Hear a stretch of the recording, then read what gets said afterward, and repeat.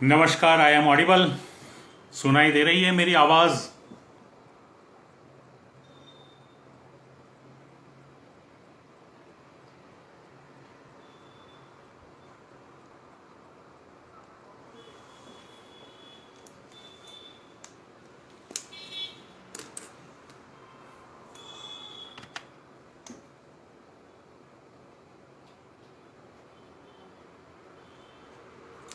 नमस्कार, मेरी आवाज आ रही है? टेक्स्ट करके बताएं कृपया।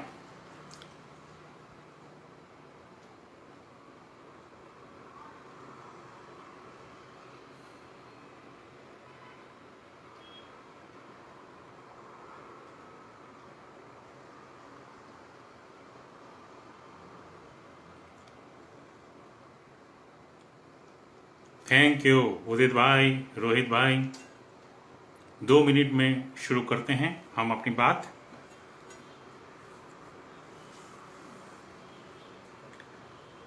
कुछ लोग जुड़ जाएं।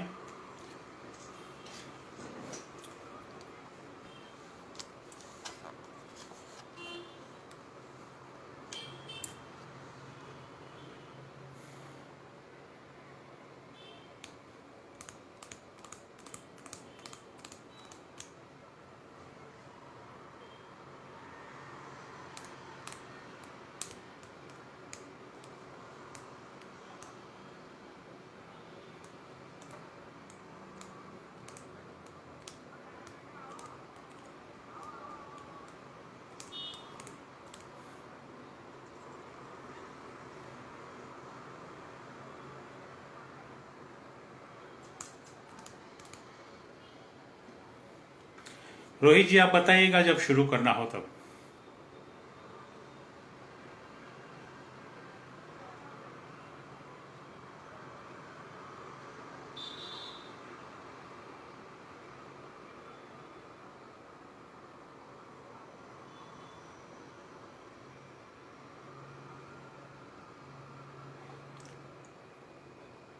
लईक जी भी हमसे जुड़ गए हैं।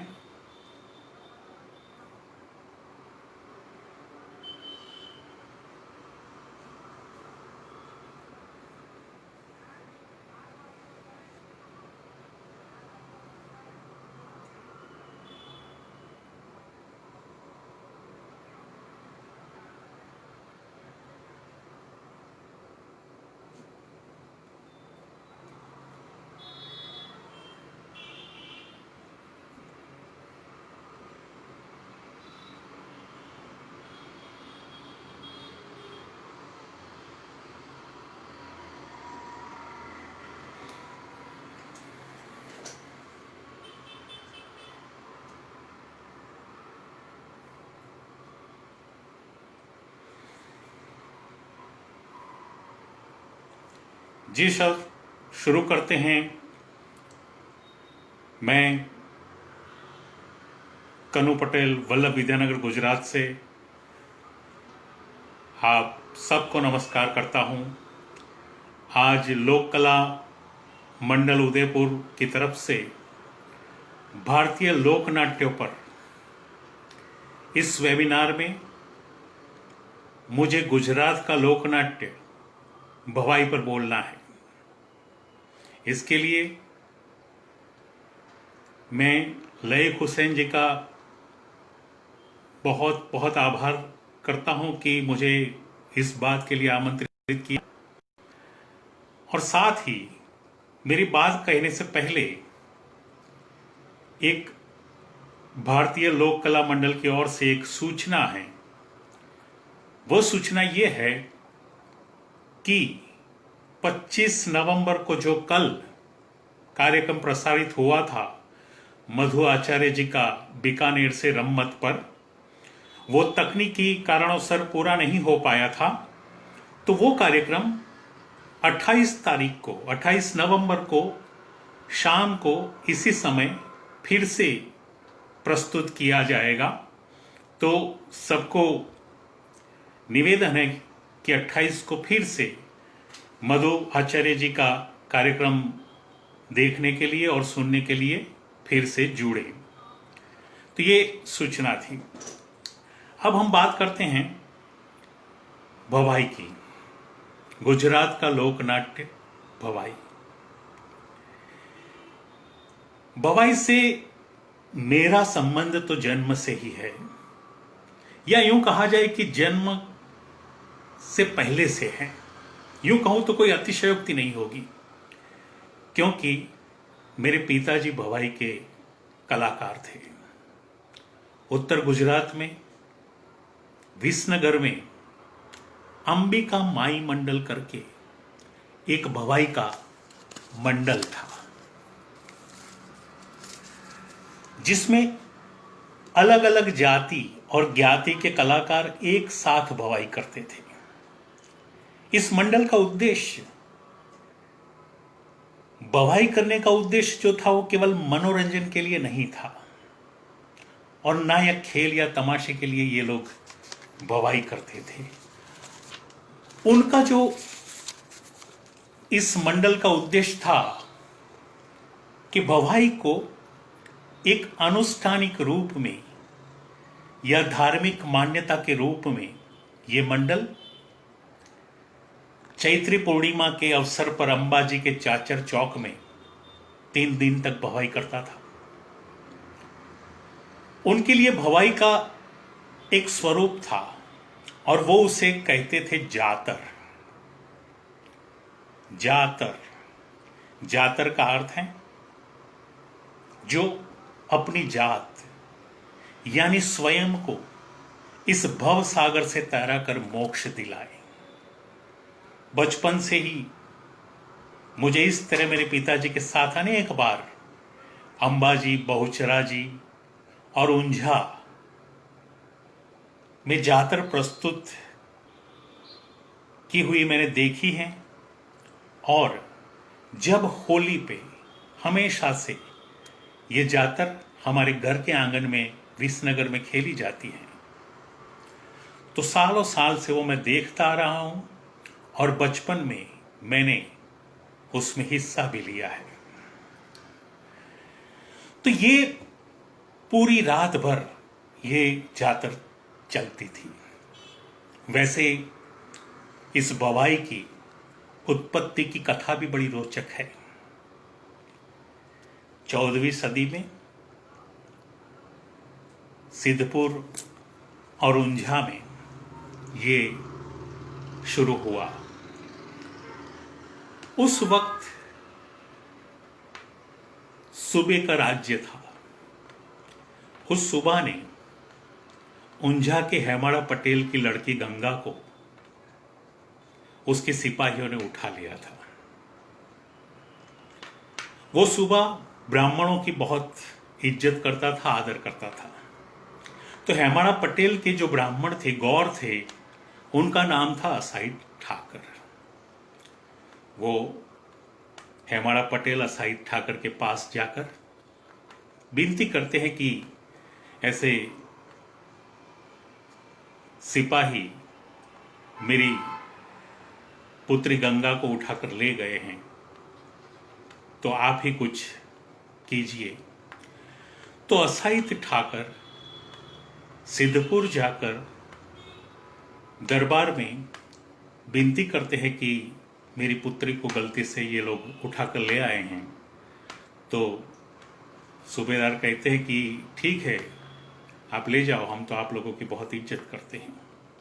तो वो देने ही वाले थे कि किसी चाटुकार ने चुगली कर दी कि अगर ये इनकी बेटी है तो ऐसे थोड़ी जाएंगे ब्रह्म देवता, ये गंगा उनके लिए खाना बनाएं, दोनों साथ में बैठकर खाएं और चले जाएं। तो असाई ठाकर ने ये बात मान ली। गंगा ने खाना बनाया, दोनों ने एक थाली में खाना खाया और वहां से निकल गए। जब पटेल के हाथ का बना हुआ किसी ब्राह्मण ने खाया, तो ब्राह्मणों ने असाई ठाकर को उनके 3 बेटों समेत अपनी जात बिरादरी से बाहर कर दिया। वो चूंकि माता जी का भक्त था असाई ठाकर, तो फिर एक बार वो लिखते भी थे, तो एक बार माता जी ने, ऐसा कहा जाता है कि सपने में आकर कहा कि तू ऐसे वेश कर, ऐसी भवाई कर, और वो 3 पुत्रों के साथ वो निकल गए और वो तरगाड़ा कहलाए, 3 घर वाले तरगाड़े। बहुत सी किंवदंतियां हैं इसके बारे में।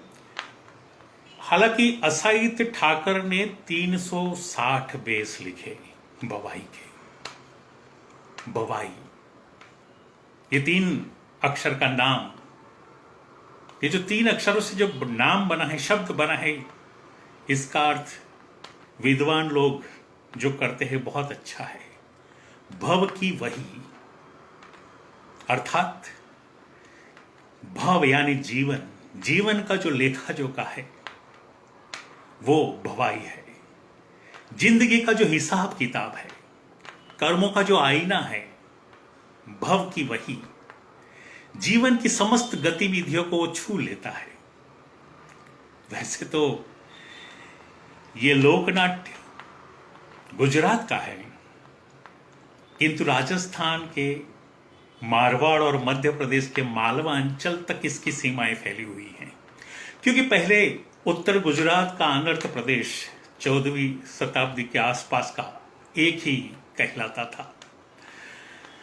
ये 13वीं शताब्दी पर्यंत यहां प्रेक्षक, पेरणी रासक, नाट्य रासक, दंड रासक, चरचरी, चारण वृत्त, बंडिका इत्यादि नृत्य के अलग अलग भेद और प्रेक्षागृह, प्रेक्षक को लिए गाए जाते थे, और गाने वाले रूपकों का प्रचलन था, जिसमें देसी रागों और देसी नृत्य के तत्वों का बाहुल्य था, और अपभ्रंश भाषा में इसका प्रयोग होता था।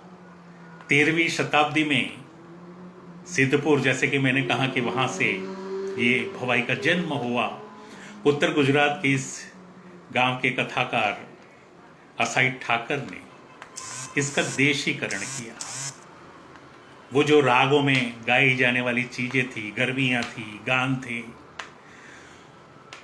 वो उसका देशीकरण करके इसी अर्थ में वो भवाई के सर्जक बने, भवाई के प्रणेता बने, आदि पुरुष बने भवाई के सर्जन के।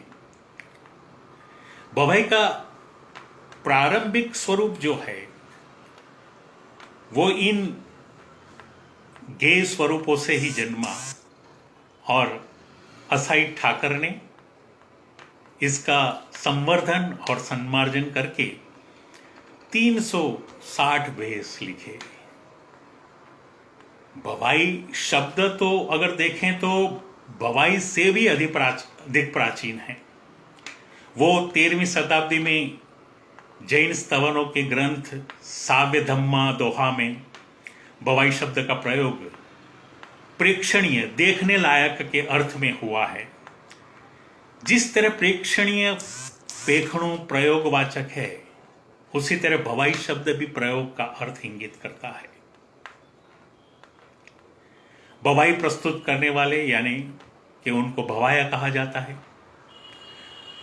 अकबर के अकबरी आईने में भवाया जाति का एक उल्लेख मिलता है। गणपति के ग्रंथ माधवानल कामकंदला में भवाया जाति के रूप में भी उल्लेखित है। भवैया शब्द संस्कृत शब्द भ्रुकुस का समानार्थी शब्द है, जिसका अर्थ है, यह बिल्कुल भवाई के साथ फिट बैठता है कि स्त्री वेशभूत नट, अर्थात स्त्री वेश जिसने धारण किया है वैसा नट, भवाई का नट जो स्त्री वेश अंगीकार करता है, उसे कांचलिया कहा जाता है। कांचड़िया कहते हैं गुजराती में उसे। तो ये भवाई की जो शुरुआत हुई उसमें भवाई का भावना से भी संबंध जोड़ा गया। ये जैन देरासरों की जो बात है, तो मैंने अभी कुछ ही दिनों पहले एक प्रसंग पढ़ा था। हमारे गुजरात के कला गुरु श्री रविशंकर रावल का जीवन बचपन में, ये समय रहा होगा 1901 या 2 का, जब उनकी उम्र, रविशंकर रावल की उम्र 8-9 साल की या 10 साल की रही होगी, तब उनके पिताजी की पोस्टिंग, वो पोस्ट में थे, तो वो महसाना में उनकी ट्रांसफर हुई थी भावनगर से। तो रविशंकर रावल ने भी बचपन में 2 किस्से भवाई के बताए हैं।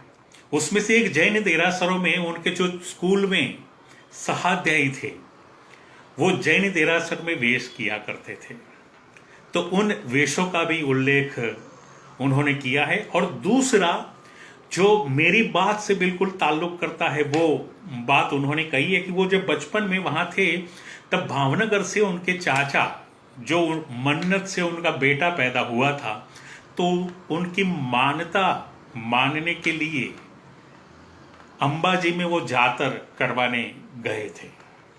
तो वो अंबाजी दर्शन करवाने के लिए वहां पहुंचे, तो रविशंकर रावल ने इसी चाचर चौक में, जिसमें मैंने बचपन में जहां पे भवाई खेली है, वो उससे 80 साल पहले या 70 साल पहले वहां पे रविशंकर रावल ने जो वेश लिखे थे, वो बड़ा बारीकी से उन्होंने भी इस चाचर चौक का और भवाई वेशों का वर्णन किया है।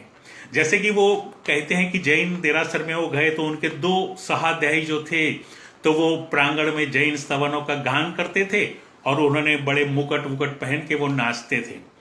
और उनके लिए ये रविशंकर रावल लिखते हैं, चित्रकार हमारे कलागुरु, कि ये भवाई करने के लिए उन विद्यार्थियों को, उन छात्रों को वो कागज या पेन, पेंसिल, नोटबुक या किताबें भी उस देरासर से मिलती थीं। तो ये शाम को ये प्रस्तुति करते थे और फिर गाना सीखते थे। कभी कभार वाद्य संगीत के साथ नर्तन भी किया करते थे।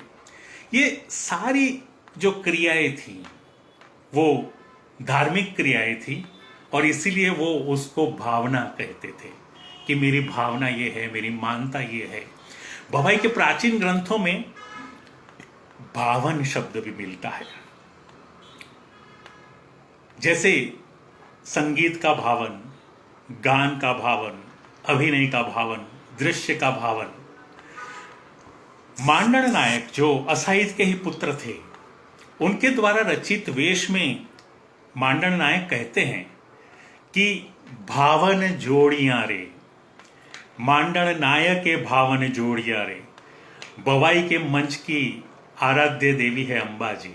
जैसे मैंने कहा कि हम तो वहाँ वर्षों से, मैं तो वहाँ से जुड़ा रहा हूँ, कि अंबाजी के चाचर में प्रस्तुत भावन भवाई जातर कहलाती है। इस तरह ये भक्ति का भी, अनुष्ठान का भी एक रूप माना गया है। भवाई का उद्भव, जैसे मैंने कहा कि असाहित ठाकर को मां अंबा ने आशीर्वाद दिया था, परंतु उस समय के हालात देखकर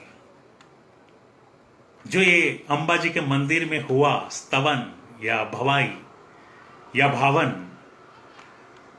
जैसे जैसे ग्रामीण जीवन के सुख दुखों से समस्त सुरों का संस्पर्श होता गया, वैसे वैसे मंदिर भवाई के प्रांगण से हटकर खुले मैदान में आ गई और समृद्ध होती चली गई। उसमें गुजरात में भवाई का नाट्य आयोजन आसो मास की नवरात्रि के अवसर पर बड़ी धूमधाम से किया जाता है। गांव के किसी मंदिर प्रांगण या सार्वजनिक खुले स्थान पर भवाई दल अपना डेरा डाल देता है। सिर्फ जमीन पर भवाई का दल का नेता, नायक, अपनी तलवार से 10-12 फुट का या 15 फुट का एक घेरा खींच देता है। चारों दिशाओं को वो प्रणाम करता है और वही जो एक गोल एक लाइन लकीर खींची, उसे चाचर कहते हैं। और वही चाचर जो है, ये जातर प्रस्तुत करने के लिए, भवाई प्रस्तुत करने के लिए रंगभूमि बन जाती है। ये रंगभूमि पवित्र मानी जाती है, पूजनीय मानी जाती है, और रंगकर्मियों को छोड़कर भवाई के प्रस्तुति के दौरान वहां कोई अन्य व्यक्ति उस चाचर में प्रवेश नहीं कर सकता, अथवा चाचर के आसपास प्रेक्षक बैठ जाते हैं और एक छोटी सी गली, एक रास्ता छोड़ दिया जाता है कि जिससे भवाई के कलाकार इस चाचर में, इस रंगभूमि में जो चौक में खेली जा रही है उसमें प्रवेश कर सके। जैसे हमारे यहाँ होली के रात में जब होली का प्रागट्य होता है, उसके बाद रात के करीब 9:30-10 बजे से भवाई का नाट्य प्रयोग शुरू होता है और सुबह तक चलता है और दूसरे दिन भी दोपहर तक चलता है।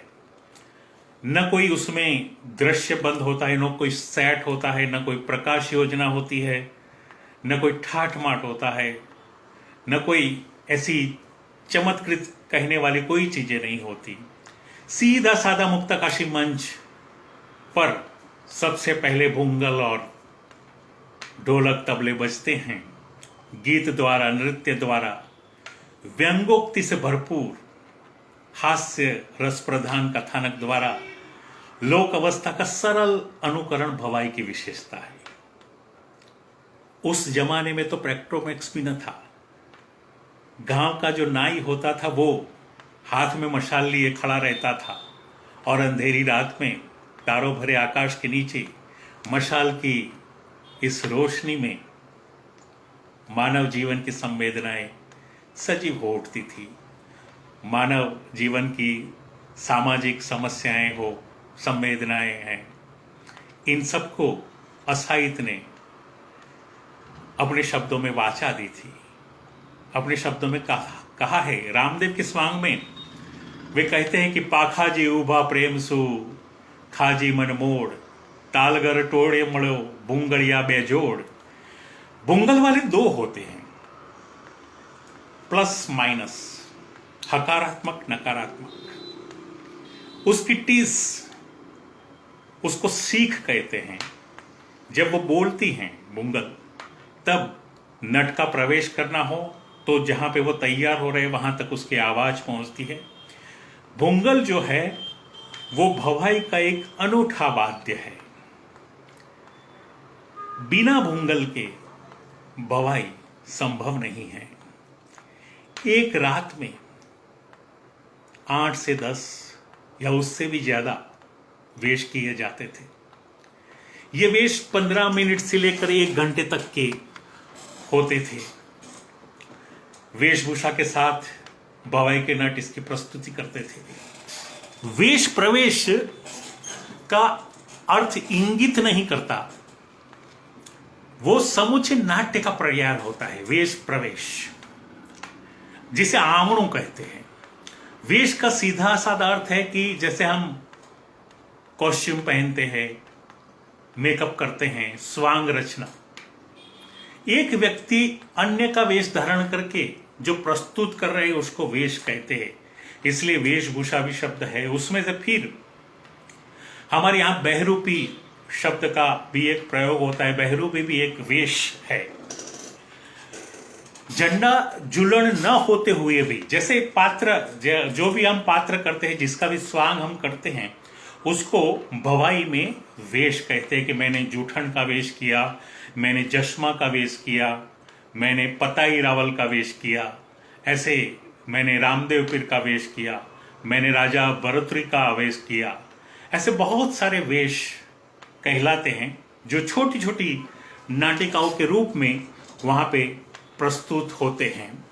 जैसे झंडा जुलण का वेश में प्रस्तुत झंडा जुलण को होना है, झंडा जुलण का आचरण करना है, मन वचन और कर्म से झंडा जुलण बन जाना है, यही वेश का अर्थ है।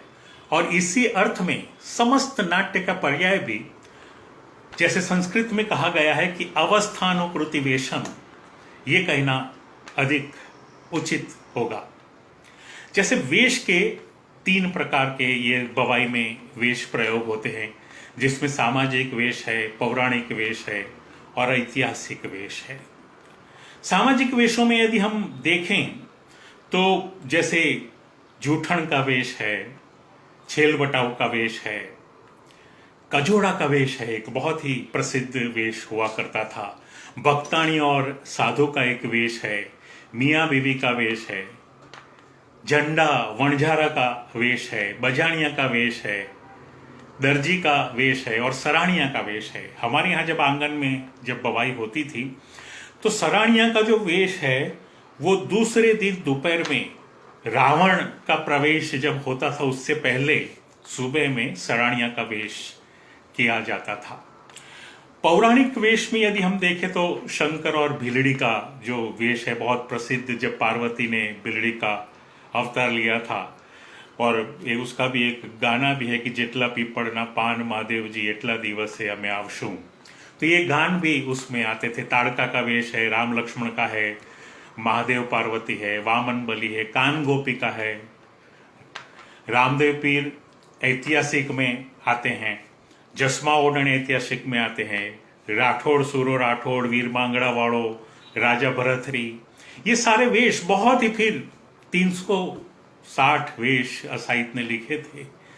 उसके बाद जब ये असाहित ठाकर ने 300 वेशों की रचना की ऐसा माना जाता है, लेकिन आजकल 60 ही वेश बाद में जब हमें उपलब्ध हुए और 300 वेश तो बिल्कुल उपलब्ध नहीं है।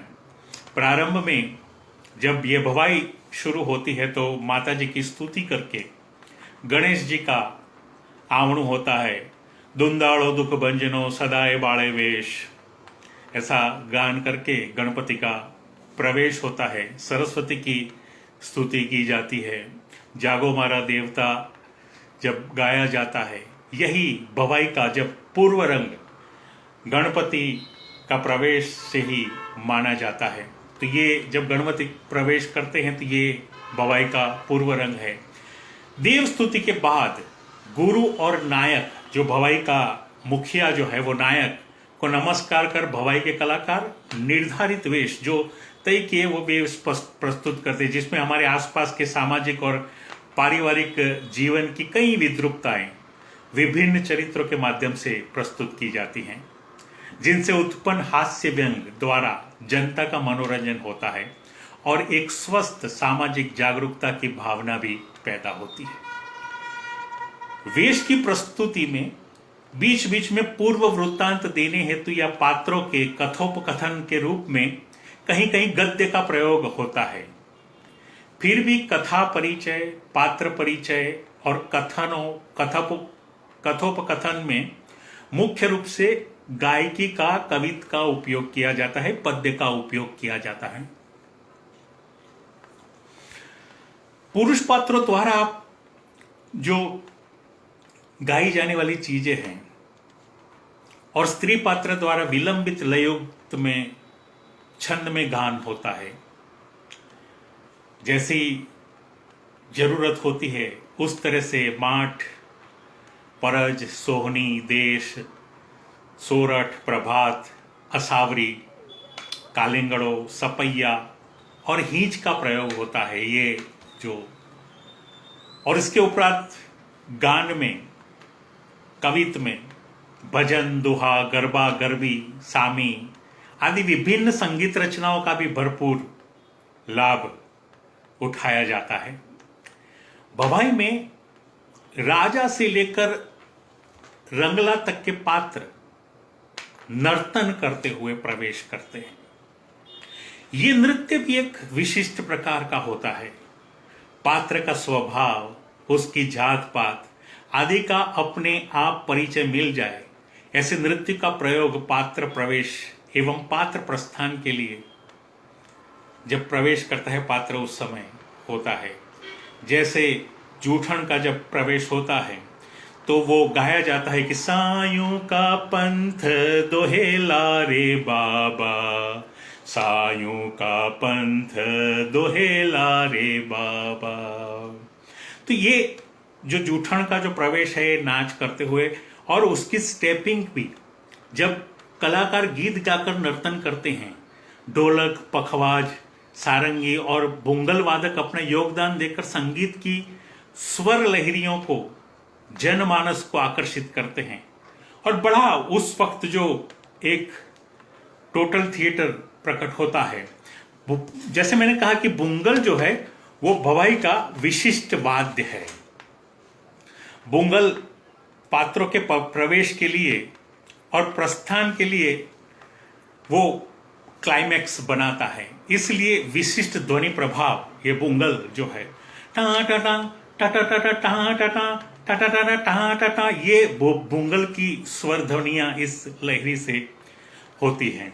जैसे मालवा में जो लोकनाट्य का प्रकार है माच का प्राण ढोलक है, वैसे भवाई का जो प्राण वाद्य है वो भुंगल है। ये वाद्य वादक रंगभूमि के अंदर एक कोने में बैठते हैं और यथा समय अपनी भूमिका निभाते हैं। जैसे कहा कि आवणु जो है वो भवाई के नाट्य प्रयोग का अति महत्वपूर्ण अंग है। आवे छे हवे जूठणनो वेश आवे छे, ऐसी मंडली गाती हैं और फिर उसी ताल पे जैसे जूठन का प्रवेश होता है, आवे छे जसमानो वेश आवे छे, ऐसे गान आवणु कहलाते हैं। ये आवणु का गान होते ही नए वेश का पात्र गोल गोल घूमता हुआ चक्कर लेता हुआ प्रवेश करता है। कभी कभी पात्र हाथ में छोटी छोटी मशाल वो लेकर आते हैं और उसको घुमाने के भी एक बहुत ही स्टाइलिश नृत्य उसके साथ करते हैं और ये नृत्य करते हुए प्रवेश करते हैं। ये नृत्य शास्त्रीय प्रकार का न होते हुए भी बहुत ही डिफिकल्ट इसके स्टेप होते हैं। मतलब उसके जो फुटवर्क उसके लिए बहुत करना पड़ता है। हमारे यहाँ अभी आज के जो हमारे मित्र हैं अर्चन त्रिवेदी और निसर्ग त्रिवेदी, ये दोनों बहुत ही अच्छे माहिर है। मौलिक नायक भी इसमें बहुत अच्छा काम करते हैं। आज जैसे प्रस्तुत करनी हो भवाई तो उन्होंने राजू बारोट से मिलकर एक तर्ज थिएटर नाम का एक हमने वल्लभ विद्यानगर में एक प्रोग्राम प्रस्तुत किया था। तो उसमें उस वक्त तो उनके पास बुंगल वाला नहीं था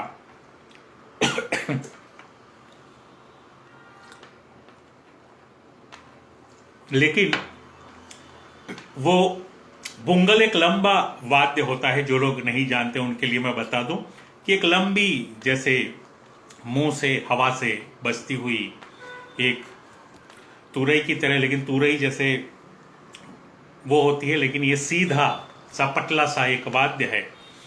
वो बनाने वाले भी अब बहुत ही अंतिम हमारे विसनगर में ये बुंगल बनती हैं, उसके भी कारीगर बहुत एक आध फैमिली ही रह गई है। मैंने इसकी एक डॉक्यूमेंट्री देखी थी, उसमें हमारे देवचंद भाई बुंगल बजाते थे। तो ये नृत्य और संगीतमय नाट्य होने के कारण भवाई में प्रयुक्त भाषा भी लयान्वित होती है। जैसे लाली मेरे लाल की जित देखो तित लाल, लाली देखन मैं गई मैं भी हो गई लाल, ये दोहे छंद चौपाई ये भी इसमें गाए जाते हैं। तो इन बोलों के साथ एक भवाई का जो है सबसे अहम शब्द है ता थैया थैया ता थई, ता थैया थैया ता थई।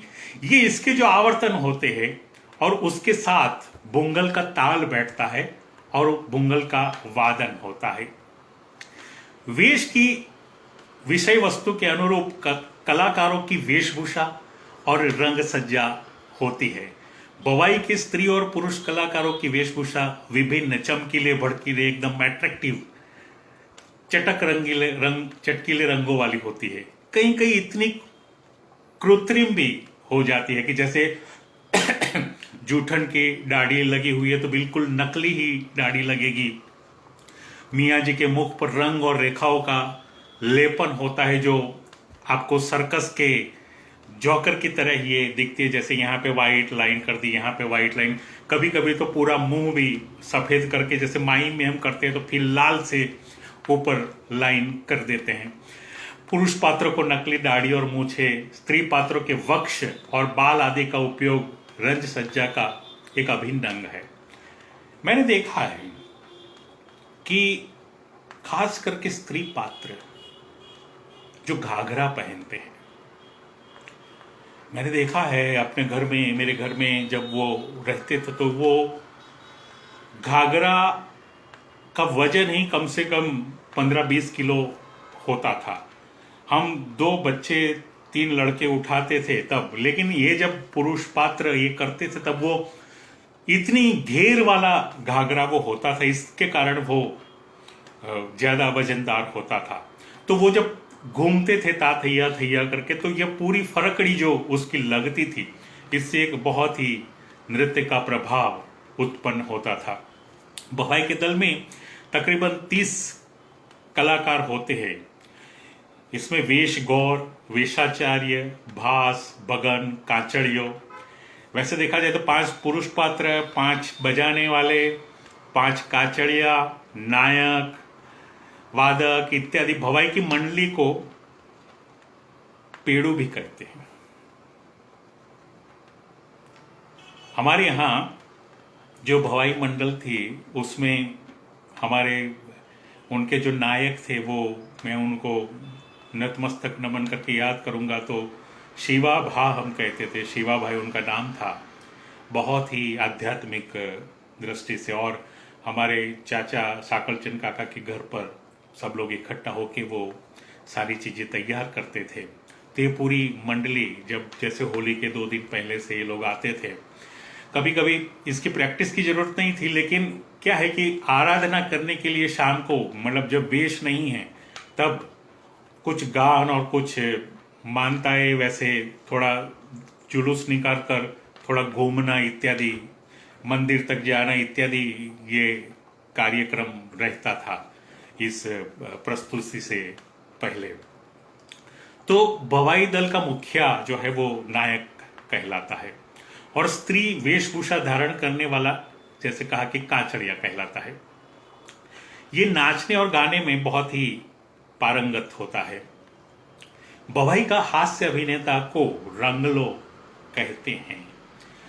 ये रंगलो जो पात्र है वो भवाई का, जब चंची मेहता ने हो होलिका नामक एक आधुनिक थिएटर में भवाई के वेश को लिखा, उसके आसपास या उससे थोड़ा पहले ये रंगलो पात्र का आविर्भाव हुआ है, ऐसा मुझे लगता है। क्योंकि पुरानी भवाई में, जिसे हम जातर कहते हैं, या आशाई ठाकर ने जितने भी वेश लिखे हैं, इसमें नायक है, लेकिन रंगलो और रंगली जो पात्र है वो मेरे ख्याल से जैसे राजस्थान में भोपा भोपी से ये बदल कर यहाँ हास्य अभिनेता के रूप में रंगला और रंगली का प्रयोग बाद में इसमें डाला गया है। जब कभी नायक नहीं था और मंच पर यह प्रस्तुति करनी होती थी, तब ये रंगला का आविर्भाव हुआ होगा, ऐसा मुझे लगता है। ये रंगला जो है वो जैसे संस्कृत नाटकों में विदूषक की भांति वो अपनी वाक्पटुता और चतुराई और अभिनय कुशलता से ये हास्य उत्पन्न करता रहता है और लोगों को हंसाता रहता है। ये थिएटर का है। भवाई जो है वो अभिनेताओं का थिएटर है। इसमें संगीत है, संवाद है, नृत्य का सम्मिश्रण है, इसलिए इसे टोटल थिएटर कहा जाएगा।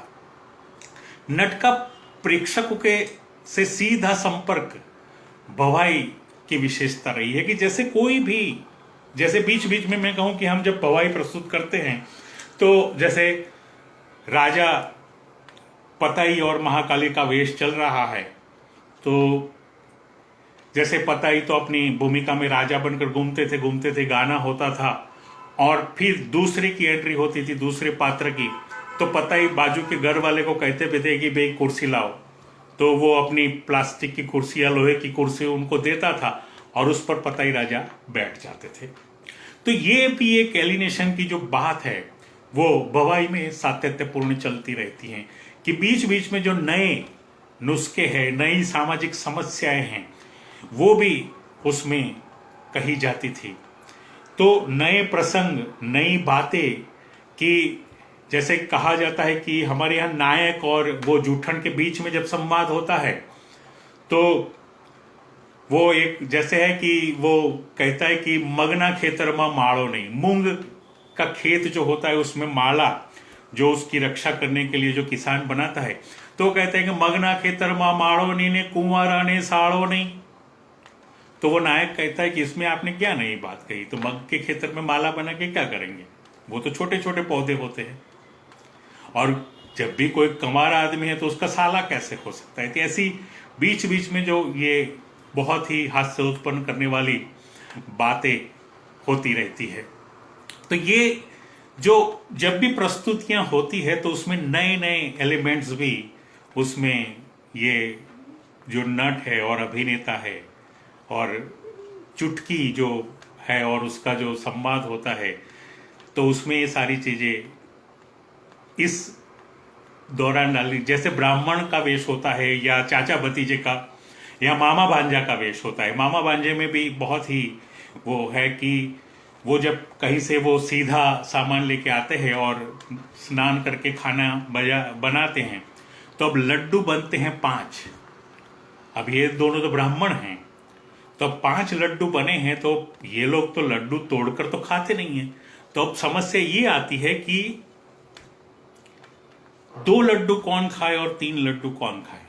तो फिर दोनों में शर्त लगती है कि हम दोनों मौन हो जाते हैं, जो बोलेगा वो 2 खाएगा, बोले एबे खाशे, यानी जो नहीं बोलेगा वो 3 खाएगा। तो वैसे मूढ़मती हो जाते हैं, मौन हो जाते हैं। तो लोग आते हैं, उनको देखते हैं कि ये तो बोलते भी नहीं है, हिलते भी नहीं है, डुलते भी नहीं है। तो फिर उन दोनों को उठा के श्मशान में ले जाते हैं और चीता, जैसे लगता है कि ये लोग तो मर गए हैं, तो वो जब ले जाते हैं तब चीता पे मामा बोलते हैं कि चल मैं बड़ा हूं, मैं 2 खा लूंगा, अब तो ये नहीं खाने से भी जाएगा। तो ऐसे वेश में भी ये जो सामाजिक समस्याएं हैं, जो ज्ञातिगत समस्याएं हैं, उनका भी वो उसमें उल्लेख किया जाता था। लेकिन हालांकि जब जातर की जब मैं बात करता हूं तो उसका जो उद्देश्य है वो बहुत ही महत्वपूर्ण तरीके से उसका अनुष्ठानिक प्रयोग है कि कभी कभी नट, जैसे मैंने कहा कि भूमिका के से बाहर निकलकर सीधा प्रेक्षकों के साथ संपर्क स्थापित करते हैं। जूठन का वेश धारण करने वाला मंजी जो है वो कभी जूठन की भूमिका को लांग कर अपने व्यक्तित्व में जो कलाकार है वो रूप धारण कर लेता है और अपनी बात वो कहने लगता है कि अपने सामाजिक समस्याओं को दोहराने लगता है वहां पे। तो वो पुनः फिर अपनी भूमिका में आ जाता है वो बात कहकर। तो ये कभी कभी तो मैंने ये भी देखा है कि ये पात्र इतने लचीले होते हैं कि जैसे चटकी या कोई कांचड़िया बन के आई हैं और फिर दूसरा वेश प्रस्तुत होना है, तो दूसरा वेश वाला अगर बुंगल बजा रहा है और उसको वेश धारण करना है तो वो कांचल या फिर बुंगल बजाने लग जाता है, या दूसरा पात्र जो है वो तबले बजाने लग जाता है या कासी जोड़ा बजाने लग जाता है। तो पात्र वेशभूषा में ही ये सब करते हैं और फिर भूमिका में भी वापस आ जाते हैं। तो इस तरह से ये सारी चीजें ये बनती हैं कि जिससे एलिनेशन की जो बात कही है वो उसमें तादात्म्य निवारण पैदा होता है। ब्रेख्त ने जो एलिनेशन की अभिनय शैली हमें दी थी वो इसमें से प्रकट होती है और इसका स्वरूप बहुत पहले ही बवाई में असाइद ने कर दिया है। और हम लोग, मेरे पिताजी जो थे वो बवाई में चश्मा ओढ़न के वेश में बारोट बनते थे और बाद में जाकर मेरा छोटा भाई सुरेश भी इस रोल को बहुत बार उसने प्रस्तुत किया है। मैंने जब बचपन में जब वो बवाई का खेल शुरू किया था तब मेरी उम्र भी बहुत कम थी। तब वो मुझे, जैसे ये बवाई में भी जब तैयार करते हैं दूसरी पीढ़ी को, तो पहले साथ में छोटे छोटे पात्र, मतलब डमी, मतलब जरूरत नहीं है फिर भी उसको वेश पहनाकर साथ में नाचने के लिए, गाने के लिए साथ साथ घुमाते थे। तो इस तरीके से ये पात्र दूसरी पीढ़ी के लिए तैयार होते थे। वैसे जैसे हमारे चाचा का लड़का है दुष्यंत, तो वो बचपन से ही ये बवाई के ताल के साथ जो तबले बजाते थे उसके साथ बैठकर ही वो बवाई के तबले उसी वक्त बजाता था। तो ये पूरी जो थे जस्मा का खेल भी बहुत मतलब लंबा चलता था। जब ये पताई का वेश भी था तो वो पूरी रात चलता था। तो जस्मा के वेश का तो बाद में जाकर ये शांता गांधी जी ने एनएसपी में भी इसकी प्रस्तुति की। तो उसका स्वरूप भी, जैसे ये हमारे बहुत ही पूज्य जयशंकर सुंदरी जी और दीना गांधी ने मिलकर ये वेश पूरा चश्मा ओढ़न का लिखा और उसको प्रस्तुत किया। तो ये सारी चीजें बाद में नए थिएटर में भी उसको प्रयोग किया गया है। तो ये मैना गुर्जरी है, मिथ्याभिमान है, ऐसे शिष्ट प्रयोग भी बाद में भवाई शैली में हुए। हमारे खुद मैंने जब वल्लभ विद्यानगर में जब आया तब डॉक्टर किरण भोकरी हमारे जो नाट्य विशेषज्ञ है और नवनीत चौहान है और जयेंद्र शेखड़ीवाला है, तो जयेंद्र शेखड़ीवाला ने जैसे किरण भोकरी जी को कालिदास अकादमी में मालविका अग्निमित्रम करने का न्योता मिला, वहां पे हम लोगों ने गुजराती में भवाई शैली में मालविका अग्निमित्रम किया था।